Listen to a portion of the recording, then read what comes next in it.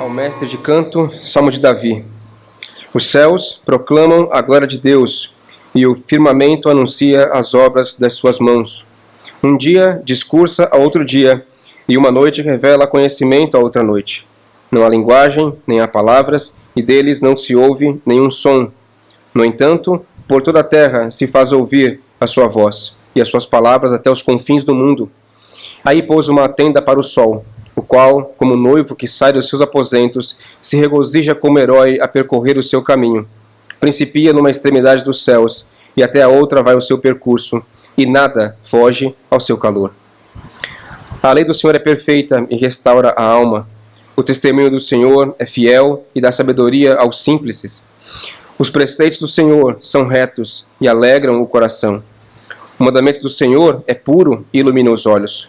O temor do Senhor é límpido e permanece para sempre.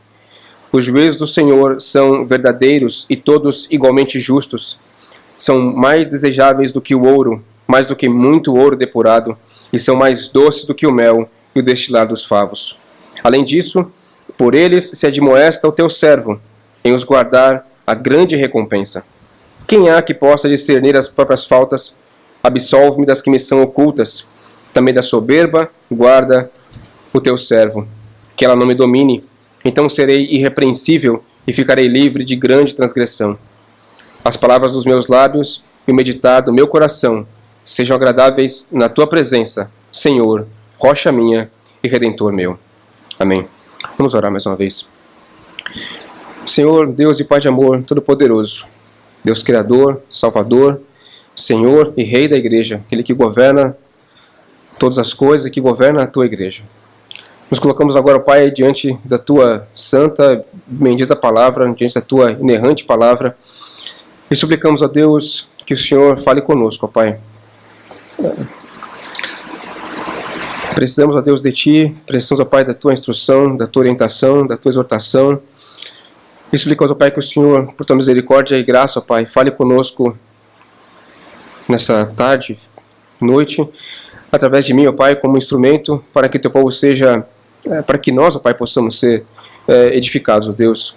Usa, meu Deus, como instrumento, ó Deus, assim como Moisés, posso dizer que sou pesado de língua, Pai, e por isso suplico o Teu auxílio, Teu socorro, e que apesar, ó Deus, de todas as minhas dificuldades, imperfeições e fraquezas, a Tua palavra seja pregada, Deus, e transmitida com fidelidade, e que o Teu nome seja glorificado acima de tudo. E por Tua misericórdia e graça, Deus, possa haver salvação e transformação no nosso meio. Fala conosco, ó Deus, essa é a nossa oração que suplicamos a Ti, ó Pai, em nome de Jesus, nosso Senhor e Salvador. Amém. O texto que nós lemos, o Salmo 19, ele é uma clássica apresentação da revelação divina e da maneira como Deus quis se revelar ao seu povo. E também mostra qual é o propósito dessa revelação que o Senhor deu a nós sobre si mesmo.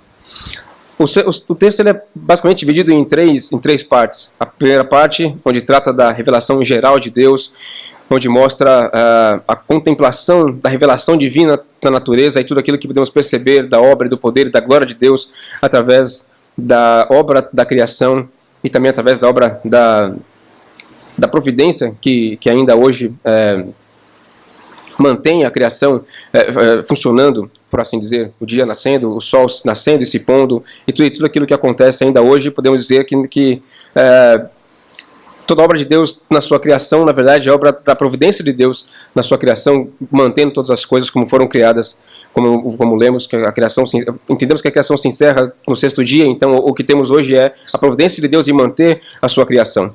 E por revelação geral, nós queremos dizer aquilo que Deus se dá a conhecer a todos os homens, independente de ouvirem a palavra de Deus especificamente ou não, que nós vamos ver depois como sendo a revelação especial.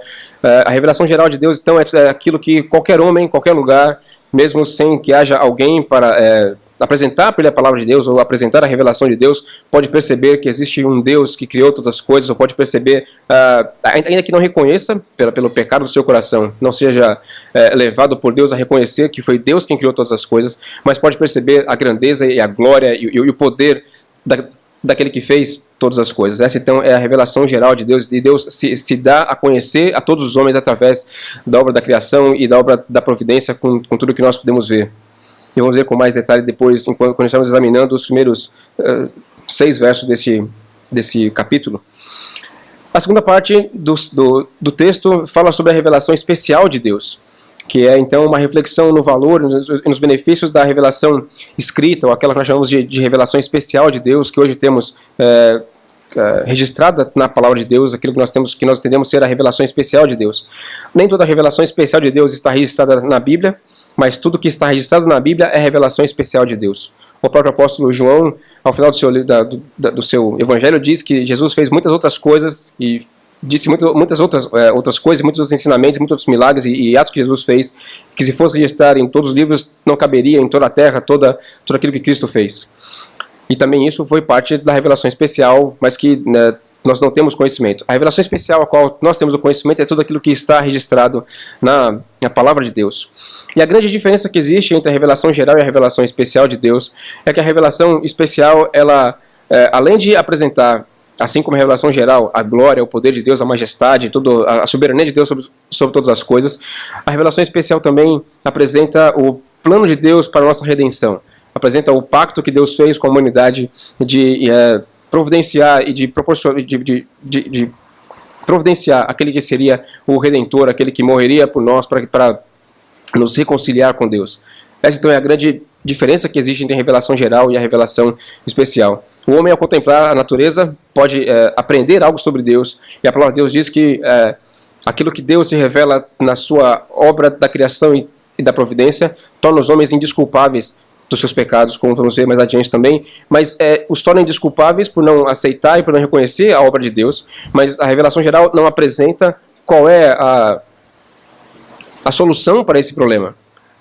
Vemos que existe um Deus, mas a revelação geral não demonstra que o homem precisa de arrependimento, e também não mostra qual é o plano de Deus para que haja essa redenção, e é revelado na revelação especial, onde temos a pessoa de Cristo e toda a sua obra, para nos redimir, nos lavar, nos purificar dos nossos pecados, nos reconciliar com Deus, nos fazer então poder ser chamados filhos de Deus, por conta do conhecimento que temos da revelação especial.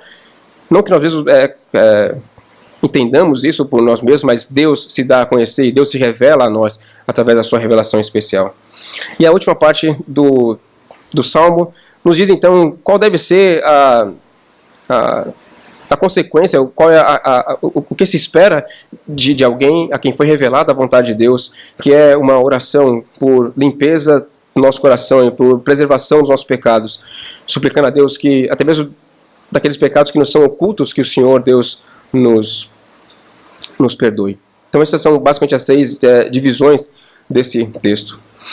As 2 primeiras partes do texto, a revelação geral e a maneira como é descrita a revelação geral e a revelação especial de Deus, elas são muito diferentes uma da outra, o que leva alguns estudiosos da palavra de Deus a acreditar que, de alguma forma, até em função também da forma literária que foi usada para escrever as 2 partes, alguns chegam a dizer que é possível que talvez seriam 2 autores diferentes que escreveram as 2 partes do Salmo, e que depois Davi, em um outro momento, juntou as 2 partes para formar o Salmo que nós temos aqui. E indo por essa linha de raciocínio, alguns chegam até a dizer que a primeira parte do Salmo, que fala sobre a grandeza do sol e essas coisas, em relação à natureza, poderia até ter sido escrita por um povo pagão, talvez com de alguma forma remetendo a adoração ao Deus Sol, que era adorado por povos pagãos. Entretanto, nós não cremos que essa seja a melhor forma de interpretar o texto, a melhor maneira de entender, na verdade, é reconhecendo que, como diz a palavra de Deus, que foi Davi quem escreveu todo o Salmo. Por outro lado, mesmo crendo que foi Davi quem escreveu todo o Salmo, inspirado por Deus para que escrevesse o Salmo da maneira como foi escrito, ainda com essa grande diferença entre os textos, entre as 2 partes, é possível imaginar que Davi tinha em mente essa questão da prática pagã em adorar o Deus Sol. Então ele faz essa comparação, ou usa esses termos em relação ao Sol, para poder justamente confrontar aqueles que adoravam ao Sol como sendo um Deus, mas na verdade apontando que aquele sol que eles veem e que os povos pagãos adoram, na verdade ele foi criado por um Deus. E que esse Deus sim é a quem nós devemos adorar, e não ao sol que é a criatura ou a criação de Deus. Então, quando ele estabelece essa crença de que Deus é o Criador, e além de ser o Criador, ele também é aquele que fez ou aquele que dá a lei, como nós vamos ver depois também, ele faz esse paralelo entre o sol e o Deus Criador para confrontar essa crença pagã de que foi Deus quem criou todas as coisas e que é esse Deus Todo-Poderoso que deve ser adorado. Esse Deus Sol, ainda pensando sobre esse contexto em que o Salmo foi escrito, o Deus Sol ele também era considerado como o Deus pagão, o Deus da justiça, e o Deus que regia todas as coisas, o Deus que era o Deus justo que julgaria os povos. E Davi então traz de novo essa questão da lei de Deus, e junto com apresentando a lei de Deus e falando sobre o Deus Sol, para mostrar o Deus Sol não, falando sobre o Sol, para mostrar que o Deus que criou o Sol é também o mesmo Deus que dá a lei e que julga todas as coisas, e ele sim, o Deus Criador, que é o Deus juiz também, fazendo novamente esse contraponto para confrontar essa ideia pagã de que o Deus Sol seria um Deus de justiça. E na verdade Deus é o Criador, rebatendo assim a crença pagã, e para que pudesse de alguma maneira se comunicar com essas pessoas, e eles pudessem, esses povos pagãos pudessem então perceber através da ação do Espírito Santo que na verdade estavam adorando um Deus falso.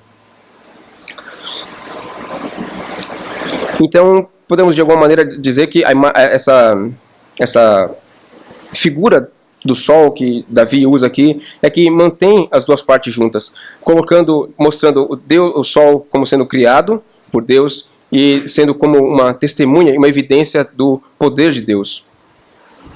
Se o sol é o mais glorioso presente que Deus deu para a humanidade, para a nossa vida física tão necessária para tudo aquilo que nós fazemos, e domina cada aspecto da nossa e que domina sobre cada aspecto da nossa vida, precisamos muito do sol para nos aquecer e etc. A palavra de Deus, por outro lado, é que domina cada aspecto da nossa vida espiritual, e também a palavra de Deus também domina a nossa vida física. Nós facilmente podemos compreender que não há vida sem o sol, da mesma forma não há vida espiritual sem a palavra de Deus. Esse é o paralelo que Davi faz quando ele, na primeira parte do Salmo, fala sobre o sol, e na segunda parte enfatiza a palavra de Deus. Quando ele diz a lei do Senhor é perfeita, e quando ele fazendo esse paralelo entre a primeira parte e a segunda parte, mostrando que precisamos da palavra de Deus. Então existe uma perfeita complementação entre as duas partes do Salmo. Elas parecem ser antagônicas, mas na verdade elas se complementam no sentido de que a revelação geral mostra o poder de Deus, e a revelação especial como adiciona algo a essa revelação, mostrando também, além do poder de Deus, também a obra da redenção e da salvação de Deus para nós. Então, quando nós estudamos o Salmo de uma maneira mais detalhada e com mais atenção, somos levados a uma compreensão melhor da diferença entre essas duas partes, e chegamos à conclusão de que, na verdade, o Salmo foi escrito por o mesmo autor e foi inspirado por Deus para que pudéssemos ter a revelação, e agora podemos ter esse Salmo para que pudéssemos estudar. O salmista começa então louvando ao Criador, que é chamado de Deus, mas não faz a referência a um Deus pagão, e sim dá ênfase no poder dominante do Deus Criador. A segunda parte foca na palavra de Deus e fala sobre os termos e os elementos que remetem ao Deus pactual. Então, quando Davi passa a falar na segunda parte sobre a palavra de Deus e se remetendo ao Deus pactual, ele passa a se referir a Deus com o nome que era usado para se referir ao Deus do pacto, que é Yahvé. E todas as vezes que nós vemos escrito a palavra Senhor na nossa Bíblia, com todas as letras maiúsculas, faz referência a esse nome do Senhor, ao Deus pactual, ao Deus Yahvé, que era o nome que era usado para Deus quando se referia ao Deus pactual. Então por isso que Davi, a partir do versículo 7 desse salmo, quando vai se referir a Deus, ele não mais usa o termo Deus, mas usa na verdade o termo Yahvé, remetendo a essa questão pactual, que é a grande diferença para a revelação especial da salvação que temos, que Deus nos dá. Na primeira parte, então, ele fala sobre a glória de Deus, e na segunda ele fala sobre a sua vontade. Na primeira ele enfatiza que toda a criação é dominada pelo sol, e na segunda parte, então, ele enfatiza que toda a vida humana e toda a vida na face da terra é dominada pela palavra de Deus. E essa mudança radical em forma literária na maneira de comunicar a verdade é realmente para reforçar o contraste que existe entre os dois tipos da revelação, para mostrar que a revelação geral de Deus ela é preciosa, ela é maravilhosa, mas ela não é suficiente para comunicar tudo aquilo que Deus quis comunicar ao seu povo. É preciso que nós olhemos para a revelação geral e possamos então contemplar a glória de Deus através daquilo que Deus faz na revelação geral, mas também precisamos olhar para a revelação especial para que possamos conhecer a Cristo Jesus e conhecer a obra da redenção para a nossa vida. A revelação de Deus na sua palavra é muito superior à revelação da natureza. Essa revelação geral ela é gloriosa, a revelação especial de Deus é mais gloriosa ainda. E nós queremos estudar esse texto observando três pontos. O primeiro sobre a revelação geral, de que os céus, sob dominante influência do sol, ele constantemente revela a glória de Deus. Em segundo lugar, vamos ver a revelação especial, onde a palavra de Deus é mais desejável, porque não só revela a Deus, como transforma as nossas vidas. E por último, qual é a resposta à revelação divina que é esperada por Deus? Que é a correta resposta à revelação divina é a confissão de pecados, inclusive daqueles que nos são ocultos. Então, em primeiro lugar, vamos estudar um pouco mais sobre a revelação geral e o que essa revelação geral nos ensina. E uma coisa que podemos ver é que toda a criação é uma clara testemunha da glória de Deus. Os primeiros versos desse salmo, então, eles descrevem a revelação de Deus no universo e mostra como a obra de Deus no universo, com a obra da criação e a obra da providência, revela a glória de Deus, todo o poder de Deus, sem usar nenhuma palavra. Apenas por contemplar aquilo que Deus fez, apenas por observar aquilo que Deus criou e a maneira como Deus governa e rege todas as coisas, podemos perceber que há um Deus. E a criação, então, ela claramente revela a glória de Deus, o seu poder e a sua majestade.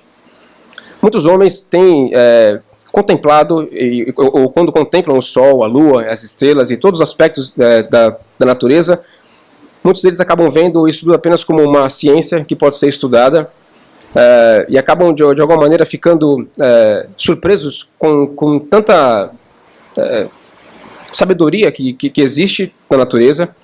Um exemplo que podemos citar é uma ciência chamada biomimética. É uma ciência que basicamente busca analisar a natureza para que possa encontrar na natureza alguma solução para algum problema de engenharia, por exemplo. Isso é muito usado para questões relacionadas, por exemplo, à aerodinâmica. Então, analisa como é o bico de um pássaro que voa muito rápido, qual é a forma melhor para que o ar flua pelo bico. Então, acaba usando essa mesma forma, ou esse mesmo conceito que existe de um ser criado por Deus para resolver uma questão, um problema de engenharia. Um que nós conhecemos muito bem, que se aplica que foi aplicada essa ciência biomimética, é a invenção do velcro. Nós sabemos que quando gruda o velcro, ele fica ali grudadinho. E aquilo foi resultado da percepção de que aquilo que nós conhecemos como carrapicho gruda no tecido. E ele gruda, fica ali grudado. Quando você tira, o tecido não rasga, o carrapicho também não rasga. Então, ao analisar a maneira como as garrinhas do carrapicho grudam no tecido, foi depois desenvolvida uma forma de reproduzir aquilo. E então temos o velcro hoje como uma consequência da aplicação dessa ciência chamada biomimética. Então vemos como o homem se debruça, como o homem contempla a natureza e como o homem consegue perceber que existe sabedoria por trás da natureza. E acaba, aqueles que não aqueles a quem Deus não quis revelar de maneira especial, acabam olhando para a natureza apenas e ficam surpresos como uma tal mãe natureza fez todas as coisas e como os seres conseguem se evoluir por si mesmos, como os animais conseguem evoluir a ponto de criar soluções fantásticas, incríveis, como eles conseguem perceber quando estão em perigos e o que precisam fazer e essas coisas. E o homem fica surpreso com isso, mas não dá, percebe a inteligência, percebe o homem vê a glória de Deus, mas não percebe e não reconhece ali a glória de Deus. Por isso eles são indesculpáveis, porque eles conseguem perceber que existe algo incrível que foi feito por alguém, mas não dão a glória a quem criou todas as coisas. E por isso a palavra de Deus diz que os homens que olham para nada, que ainda que tenham acesso apenas à revelação geral, são indesculpáveis. Porque a natureza, em todos os seus aspectos, claramente dá testemunho de Deus e glorifica a Deus. Por outro lado, nós, em contraponto a essas pessoas que apenas olham para as coisas da natureza como ciência, nós devemos ficar cheios de louvor a Deus e adorar aquele que criou todas as coisas. O primeiro verso ele apresenta um resumo dessa revelação quando diz: os céus proclamam a glória de Deus e o firmamento anuncia as obras das suas mãos.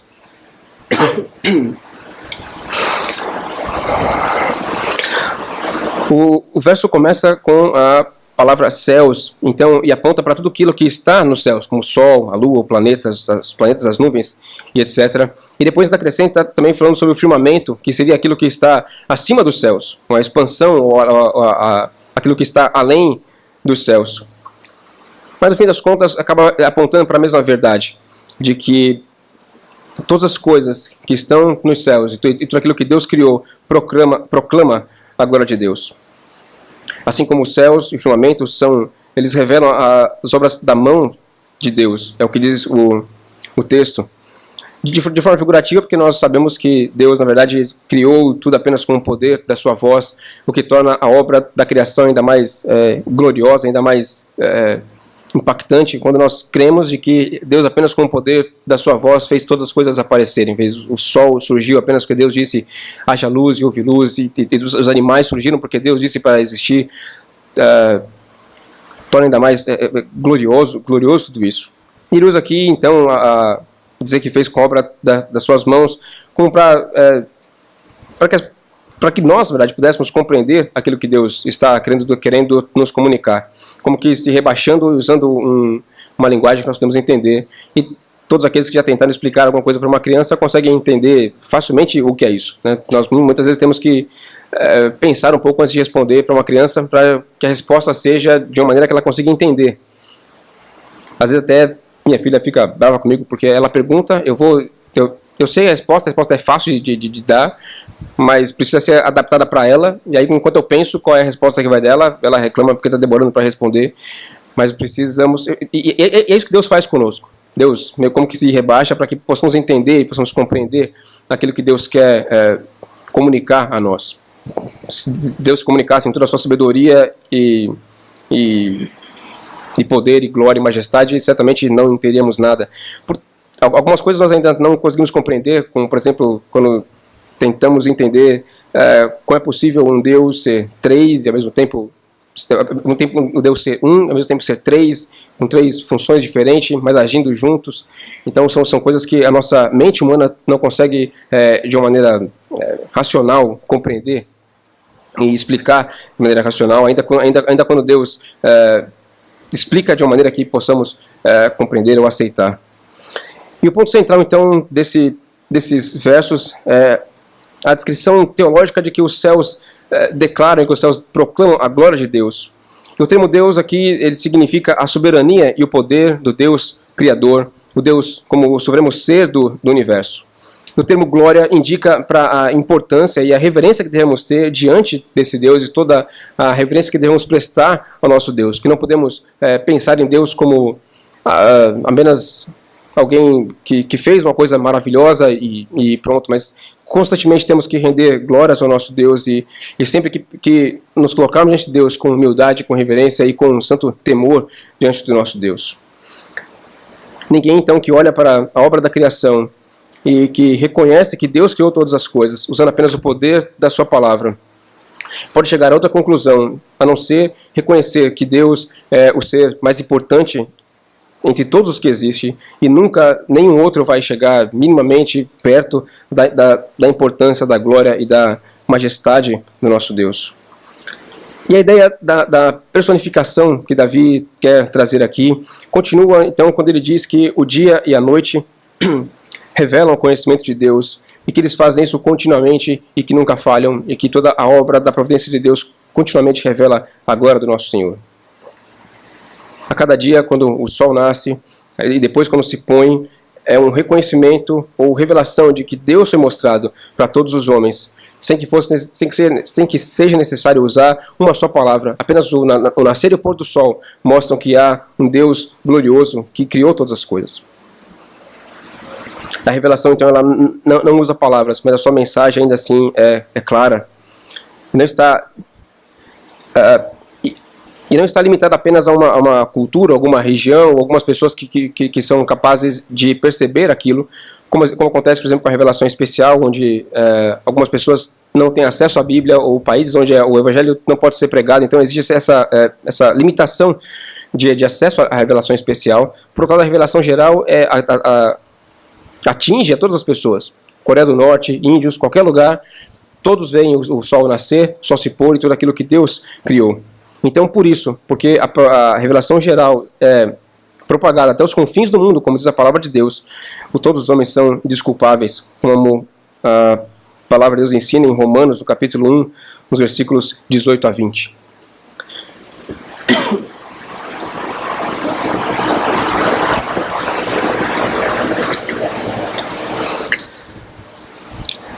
Outro ponto que queremos ver ainda sobre a revelação geral, ainda falando sobre o sol, como o sol no seu vigoroso e poderoso curso domina a proclamação celestial.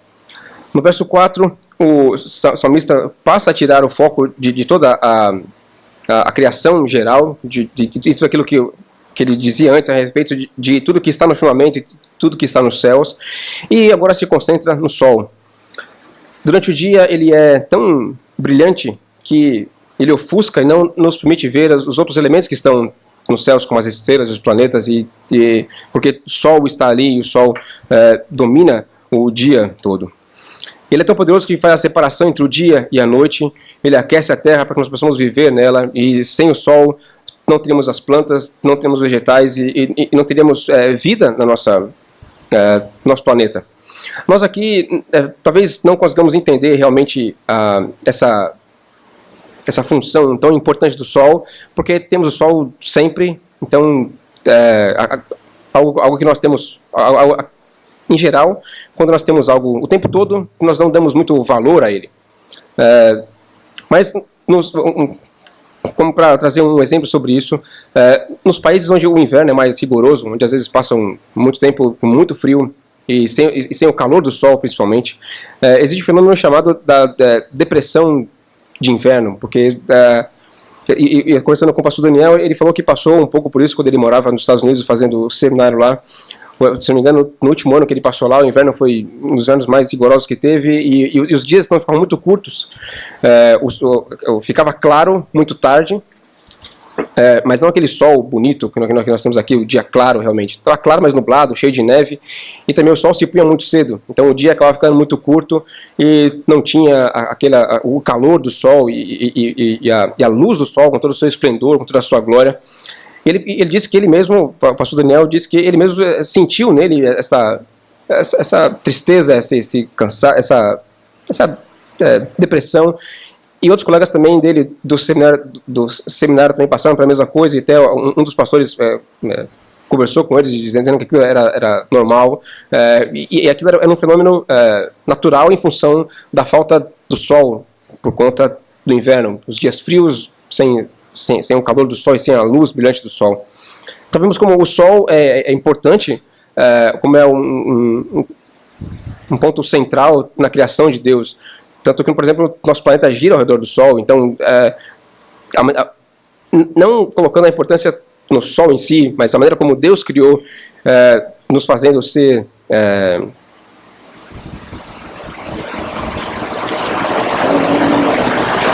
esqueci a palavra. Nos fazendo ser necessitados. Nós precisamos do sol para nossa dependência é a palavra.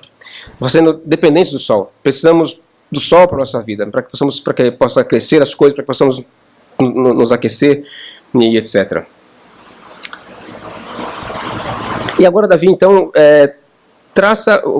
usa uma outra personificação para o sol, dizendo que o sol é como um noivo, que durante o dia ele sai, durante a noite ele vai para a sua tenda, e então as trevas aparecem, e durante o dia ele sai da sua câmara, e então, cheio de alegria e entusiasmo, ele percorre todo o seu caminho, e durante todo o percurso dele, ele vai de uma extremidade à outra dos céus, e tudo que está no seu caminho, nada consegue se esconder do sol, nada consegue se esconder do seu calor, nada consegue se esconder do seu brilho.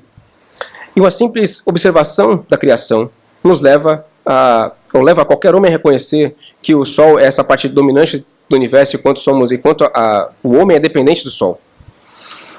E com uma análise mais profunda sobre isso, podemos ver também como o brilho, o calor e a energia do sol mantém a vida no nosso planeta, e até mesmo a energia do sol agora é utilizada como fonte de energia para que os carros se movimentem, para que máquinas se movimentem, tudo isso vindo do sol. E talvez o uso da palavra noiva aqui de novo tenha sido usada por Davi para fazer uma espécie de novo de contraponto com os povos pagãos que adoravam ao Deus Sol, de novo, porque alguns acreditavam, ou chamavam esse Deus Sol também de noivo, porque tinham a ideia de que ele todos os dias, quando o sol se punha, ele se deitava nos braços de sua amada. Então, de novo, Davi aqui faz esse contraponto para mostrar que aquele Deus que é adorado, o sol que era adorado como Deus, na verdade deveríamos olhar para o Criador e não para o sol. Mas o salmista então deixa claro que a adoração deve ser ao Deus Criador, porque o sol também é apenas uma testemunha do Criador, e o Criador é aquele que deve ser adorado. Então, vemos como a criação mostra a glória de Deus, mas não transmite a sua lei. Na verdade, ou não é o agente da aplicação da lei sobre os homens, mas sim o Deus Criador, é o Deus que nos dá a lei, e é o Deus que aplica a lei na nossa vida. Então nós chegamos aos versículos 7 em diante, onde vamos ver sobre a revelação especial de Deus. E vamos ver sobre o tema que a palavra de Deus, ela revela a vontade de Deus e transforma as nossas vidas. A grande diferença, a transformação das nossas vidas pela ação do Espírito Santo no nosso coração. A partir do versículo 7 é uma mudança radical na maneira como o salmista escreve, na linguagem, no estilo e também no conteúdo. Ele deixa de contemplar a glória de Deus revelada na criação e toda a majestade de Deus, todo o poder de Deus, e passa a contemplar a revelação, a palavra de Deus, aquilo que Deus nos ensinou e a sua lei e os seus preceitos. A revelação geral ela é útil para mostrar o poder de Deus e a sua majestade. Mostra como o sol tem um grande impacto nas nossas vidas e em todos os seres vivos. Mas mesmo sendo uma criação grandiosa de Deus, ele não pode ser comparado nem de longe com o impacto provocado pela palavra de Deus no nosso coração e pela palavra de Deus nas nossas vidas através da revelação especial de Deus.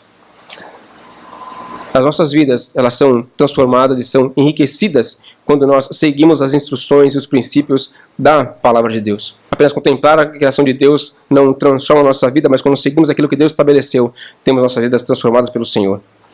E nos versos de 7 a 11, o salmista apresenta 6 aspectos da palavra de Deus que são exaltados: a lei, o testemunho, os preceitos, os mandamentos, o temor e o juízo.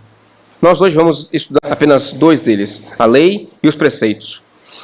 A palavra lei, nesse caso, entendemos que se refere à lei que foi dada a Israel no Monte Sinai.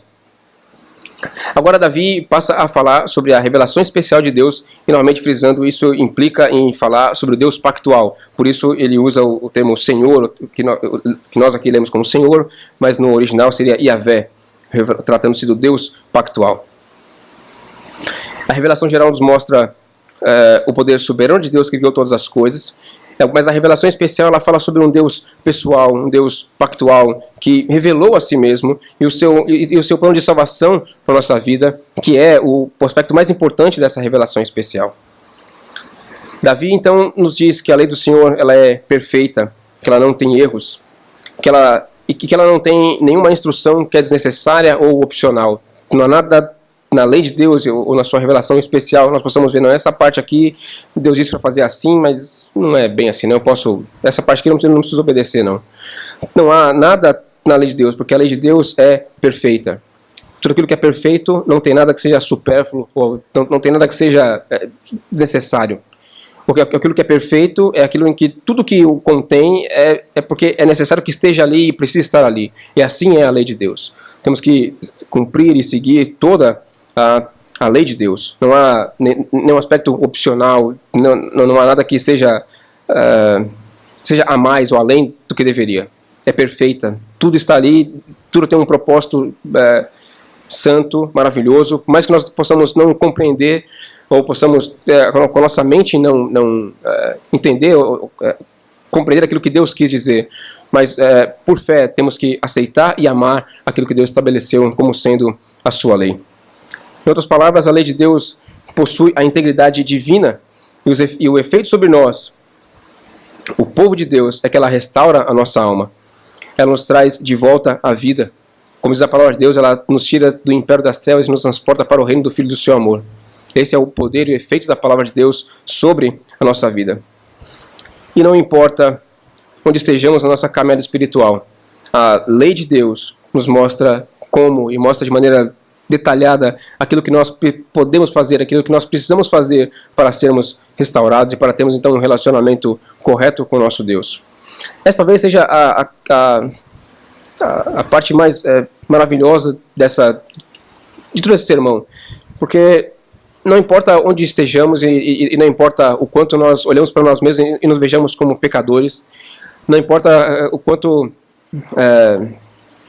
nós possamos compreender e temos a noção de que somos terríveis pecadores, indignos, miseráveis, ou achamos que pecamos demais, ou que fizemos coisas terríveis e que Deus não pode fazer nada por nós,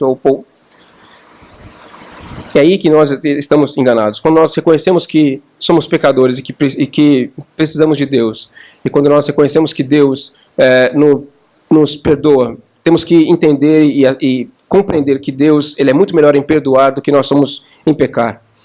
Por mais que tenhamos uma vida caída, por mais que tenhamos pecado, feito as coisas mais terríveis que se possa imaginar, ou até pensar, ou que temos até mesmo vergonha de verbalizar aquilo que nós fizemos ou pensamos, ainda assim Deus nos alcança. E ainda assim a lei de Deus, a revelação de Deus, a sua lei que é perfeita, ela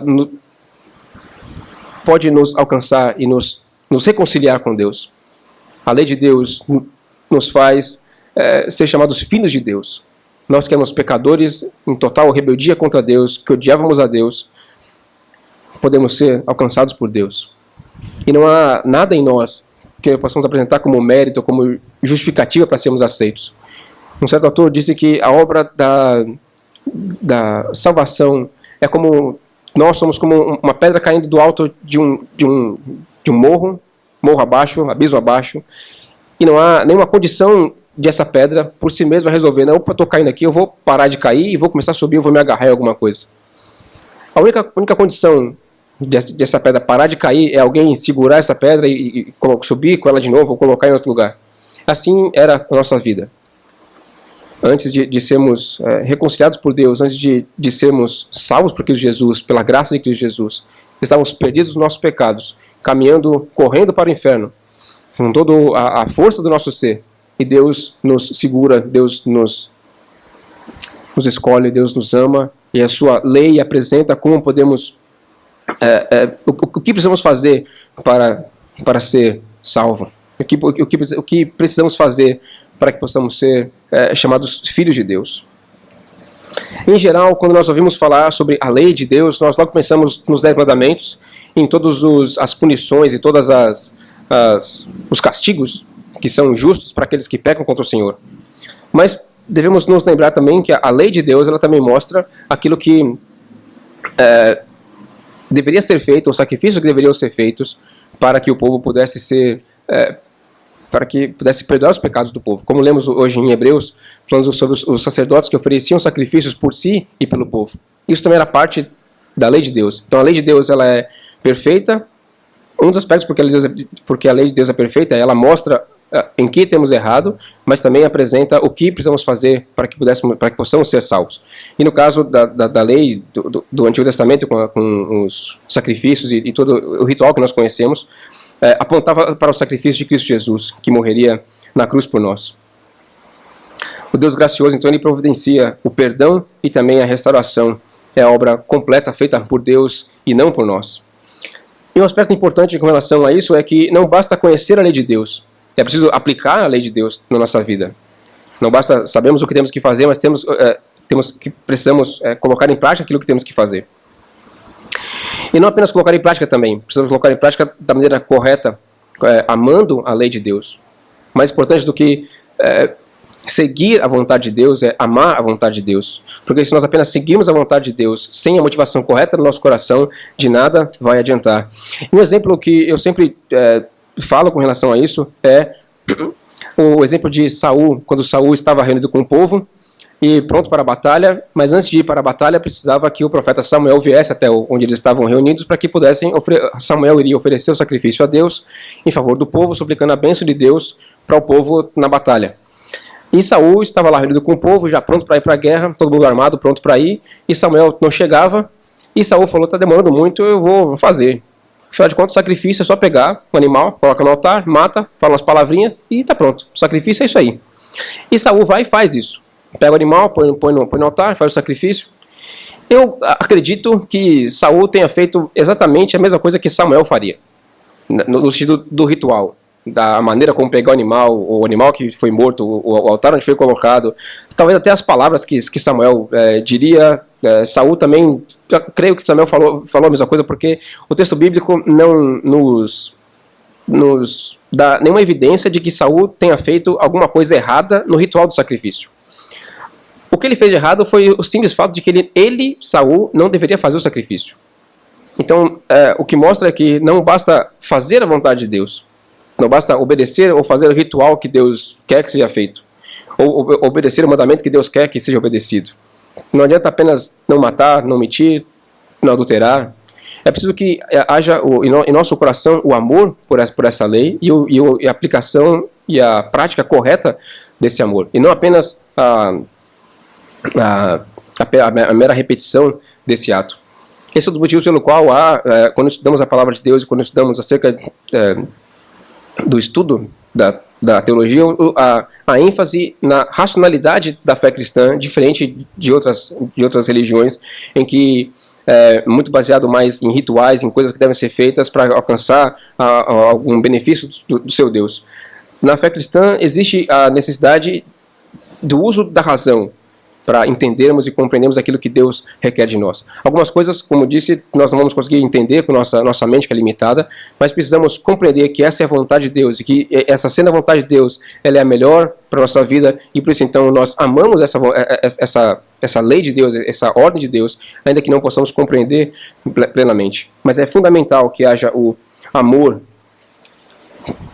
pela lei de Deus. E outro aspecto são os preceitos que alegram o coração. Isso implica que não há outra alegria que seja verdadeira e sólida na nossa vida.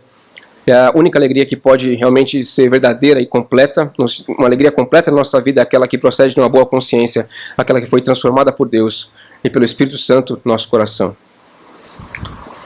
Nós somos feitos, então, participantes dessa alegria quando somos profundamente persuadidos de que a nossa vida ela é agradável e aceitável a Deus. Nós podemos dizer que somos verdadeiramente alegres quando aquilo que nós fazemos agrada ao Senhor e Deus nos aceita na sua presença. Não porque nós somos capazes de fazer isso por nós mesmos, mas porque Deus operou no nosso coração e o Santo Espírito ainda habitando no nosso coração e agindo no nosso coração nos transforma para termos uma vida que agrade ao Senhor. Sem nenhuma dúvida, a única fonte da verdadeira alegria e verdadeira paz é aquela que flui da graça de Deus, que nos reconcilia com Deus. Longe de Deus e longe da reconciliação com Deus, jamais podemos ter alegria verdadeira. O mundo apresenta uma alegria que é falsa, é um engano, uma alegria que na verdade é uma alegria mentirosa e que cobra um alto preço ao final.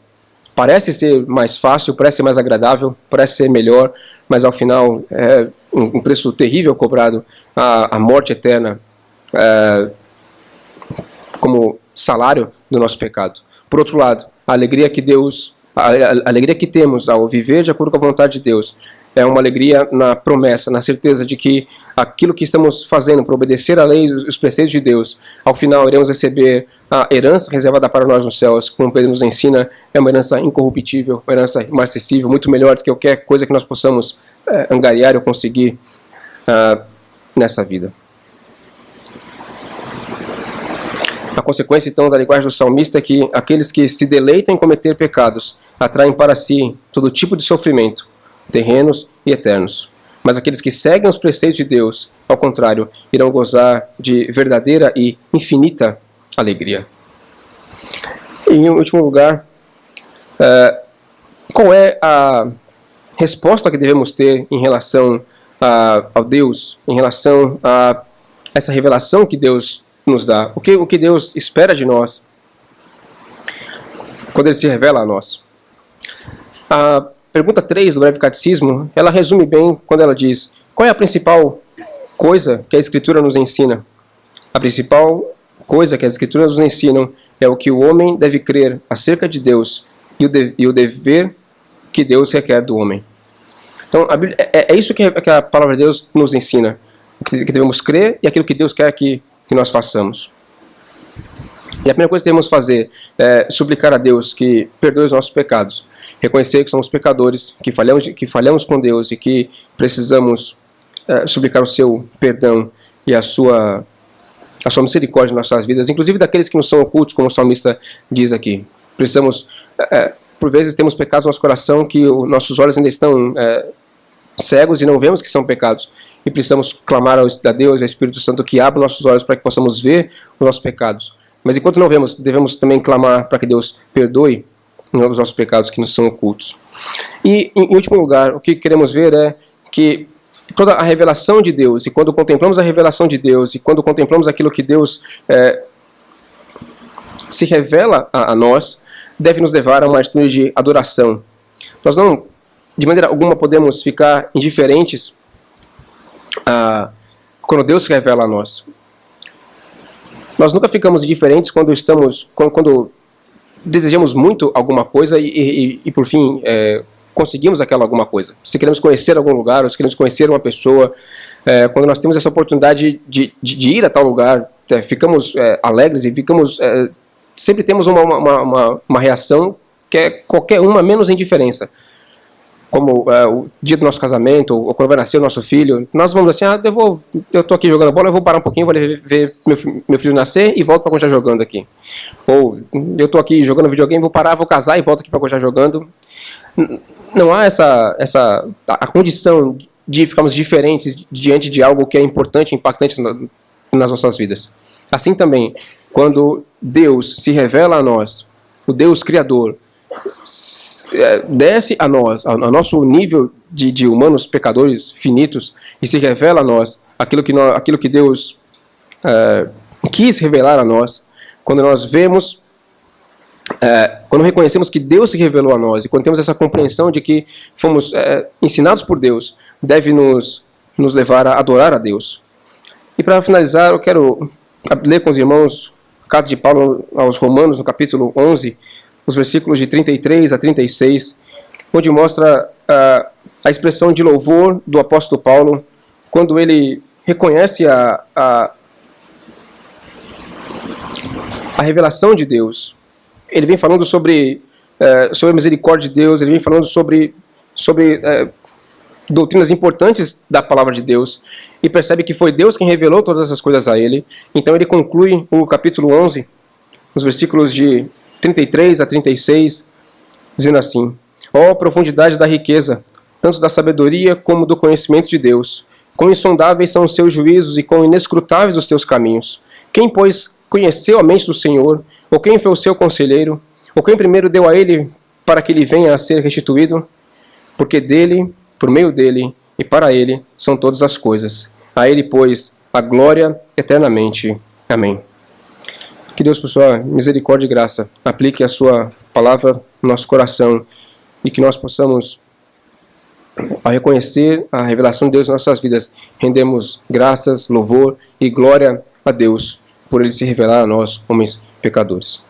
Deus, por sua misericórdia e graça, aplique a sua palavra no nosso coração.